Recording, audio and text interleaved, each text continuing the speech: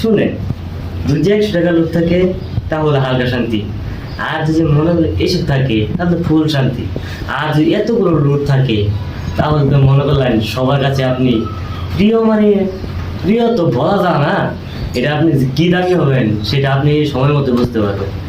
আজকে সবার কাছে টাকা পাঠান বা ভাত আর দেখুন আপনার তারাই করতেছে, আমরা করতে বুঝেছেন, এটা হচ্ছে টাকার পাওয়া, এটা মানুষের পাওয়া না, মানুষের পাওয়া এখন নাইকা।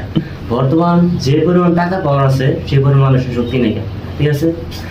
জীবনের টাকা কামা, টাকাটা খুব প্রয়োজন, আপনার আপনার কোনো প্রয়োজন নাই। জীবনে টাকা থাকে তাহলে আপনার প্রয়োজন থাকবে, আর যদি আপনার হাতে থেকে টাকা না থাকে তাহলে মনে হলো তুমি জাড়ার বাড়ি, বুঝছো, তোমার জাড়াটা বাড়ি ভুলাম এই কথা। এটা সবার ক্ষেত্রে আজকে বাপ মা না, পৃথিবীতে সকল আপন মানুষ এই যে এই কাগজটার মধ্যে বেশি আকর্ষণ, আমি আমার হতে আকর্ষণ নেই।